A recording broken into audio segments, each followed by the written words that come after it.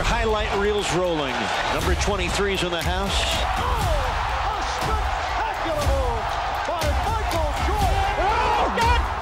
Siapa yang nggak kenal sepatu yang satu ini? Nike, brand paling besar di Amerika untuk olahraga.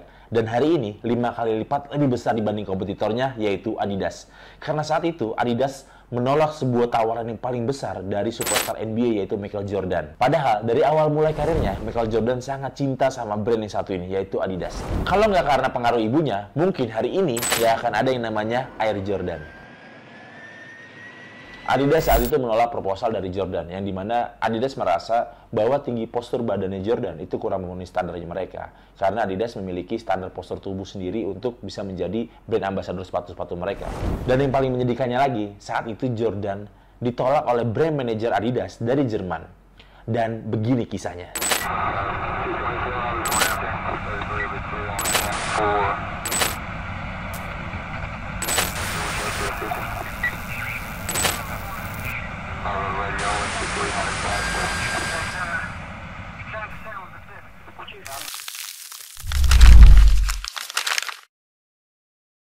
Kalau kita ngomong soal Michael Jordan, siapa sih kayaknya yang nggak tahu Michael Jordan? Ini salah satu pemain yang sangat berbakat, kemudian pemain yang sangat bintang di masanya.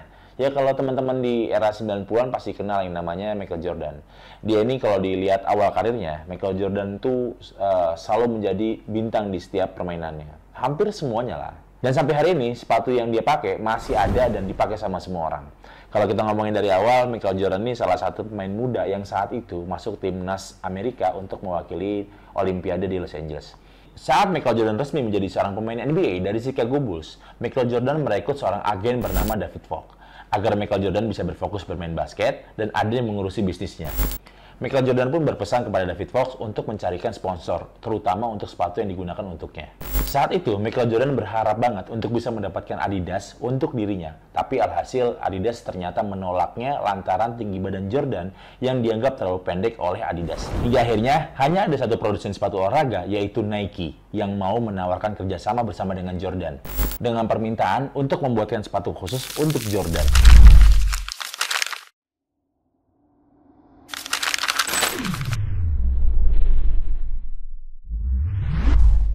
Tanggal 1 April 1985, Nike merilis sepatu Air Jordan 1 dalam corak warna merah, putih, hitam yang kemudian menjadi ikon sepatu basket sampai hari ini. Sepatu tersebut meluncur setelah Jordan menandatangani kontrak dengan Nike di tahun 1984. Ketika itu sepatu resmi NBA adalah Converse. Converse tidak dapat mensponsori Jordan karena sudah bermitra dengan beberapa atlet NBA saat itu, seperti Larry Bird, Magic Johnson, dan lain-lainnya. Kerjasama tersebut akhirnya mengantar Nike menggulingkan Adidas dan juga Converse. Nike menawarkan kontrak sebesar 500.000 US dollar kepada Jordan per tahunnya, bahkan sebelum musim NBA pertamanya dimulai. Awalnya Jordan ngotot nggak mau ketemu dengan perwakilan dari pihak Nike, dan cuma pengen kerjasama dengan Adidas. Nggak putus asa, ternyata David Falk yang saat itu jadi agennya Jordan meminta bala bantuan, yakni Dolores, selaku ibundanya Jordan untuk membujuk anaknya untuk mau bergabung dengan Nike. Like that?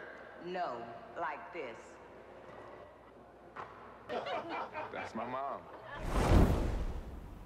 Waktu itu Jordan pernah bilang gini, ibuku bilang, kamu harus mendengarkan tawaran mereka. Mungkin kamu nggak akan menyukainya.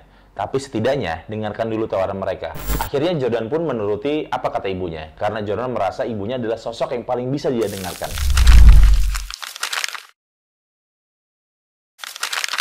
Ibu Jordan juga meminta anaknya mendapatkan 5% dari seluruh penjualan sepatu dan peralatan olahraga yang dinamai Jordan. Akhirnya, Nike menawarkan banyak hal. Dan ayahnya menyebut putranya bodoh jika tidak menerima tawaran tersebut. Akhirnya, tawaran itu diambil oleh Jordan. Nike memang mengejar Michael Jordan, tapi setelah ibunda Jordan mengajukan syarat yang berat, maka Nike tidak membuatnya menjadi mudah. Sebenarnya Nike juga masih punya keraguan tentang potensi pemasaran untuk produk-produk yang dinamai dengan Jordan. Dan pada akhirnya, Nike memberikan tantangan untuk Michael Jordan di musim 1984-1985 atau musim debutnya. Nike kasih 4 syarat yang harus diselesaikan oleh Jordan. Nike bilang nggak harus semuanya diselesaikan, tapi Nike hanya minta satu saja dari syarat ini untuk dipenuhi. Syarat tersebut antara lain adalah, yang pertama, Jordan harus menjadi Rookie of the Year. Yang kedua, mencetak rata-rata 20 poin per game dalam satu musim. Yang ketiga, menjadi NBA All-Star. Yang keempat, mendorong penjualan sepatunya senilai 4 juta dolar di Amerika Serikat selama 1 tahun. Syarat ini tentu sangat berat bagi pemain debutan, namun tidak bagi seorang Michael Jordan. Michael Jordan tidak hanya menyelesaikan satu syarat, melainkan 4 syarat sekaligus. Pada NBA musim 1948 sampai 1945, Michael Jordan menjadi Rookie of the Year dengan rata-rata 28 poin per game, serta terpilih menjadi NBA All-Star. Sementara penjualan sepatu Air Jordan di 1 tahun pertama mencapai 100 juta dolar. Tapi tampaknya sampai sekarang belum ada pemain dalam sejarah NBA yang bisa menyelesaikan 4 syarat gila dari Nike seperti Jordan. Nama sepatu Air Jordan gak lepas dari kebiasaan Michael Jordan melayang di udara saat Michael Jordan sedang ngedang. Nike baru mengeluarkan teknologi anyar untuk sepatu lari yang disebut Air Sole. Dan jelas, Michael bermain di udara. Lalu Falk berkata, kita akan menyebut sepatu itu Air Jordan. Saat Jordan menandatangani kontrak, Nike memprediksi bisa menjual Air Jordan hingga 3 juta dolar Amerika Serikat di tahun keempat setelah sepatu tersebut dirilis. Tapi, pada tahun pertama, Nike menjual hingga 126 juta dolar Amerika Serikat. Ini angka yang sangat fantastis untuk sebuah ukuran sepatu. Sampai hari ini, Nike Air Jordan masih dipakai sama anak zaman sekarang. Bahkan anak zaman sekarang yang mungkin dia nggak tahu dulunya Jordan seperti apa, main basketnya kayak gimana. Bahkan sejarahnya Jordan pun mereka nggak tahu. Tapi mereka sangat suka sama sepatu yang satu ini.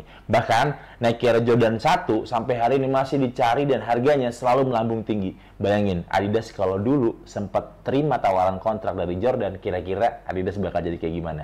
Nike Air Jordan jadi ikon dunia basket. Tampilan pertama Air Jordan 1, perpaduan antara warna merah, putih, hitam, ini sempat melanggar ketentuan NBA. Aturan NBA waktu itu menyatakan bahwa sepatu pemain harus didominasi warna putih dan mewakili warna jersey tim. Gara-gara itu, Jordan harus didenda sebesar 5.000 US dollar untuk setiap pertandingan di mana dia memakai Air Jordan 1 tersebut. Tapi momen ini dimanfaatkan oleh Nike untuk ajang marketing mereka. Nike dengan senang hati membayar denda tersebut. Sembari memanfaatkan momen untuk mempromosikan Air Jordan 1 yang karena kasus ini dikenal dengan julukan Air Jordan 1 Ban. Terlepas dari hal itu, Air Jordan 1 menjadi simbol status yang wajib dimiliki di era 80-an sampai 90-an. Kini, setelah berlalu lebih dari 36 tahun, sepatu Air Jordan 1 masih menjadi salah satu sneakers yang paling diburu oleh para sneakerhead dan menjadi ikon gaya hidup di dunia. Ini keren banget. Yang luar biasanya, hampir semua pemain basket di seluruh dunia pengen punya yang namanya Air Jordan 1. Saking istimewanya barang ini.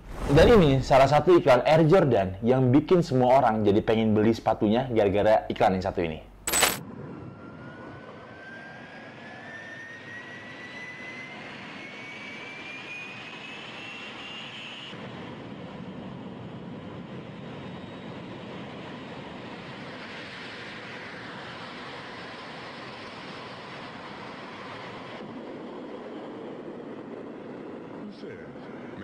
Dan bayangin, bagaimana perasaan orang yang nolak Jordan saat itu untuk berkolaborasi dengan produknya. Dan lihat hari ini bahwa sepatu yang dibikin sama Air Jordan itu bisa lebih daripada apa yang dulu ditolak saat itu. Menurut kalian, ada nggak nih sepatu yang lebih keren daripada Air Jordan dengan sejarahnya yang ditulis sama Jordan saat itu hingga hari ini? Kalau emang ada, tulis di komen dan jangan lupa subscribe channel ini.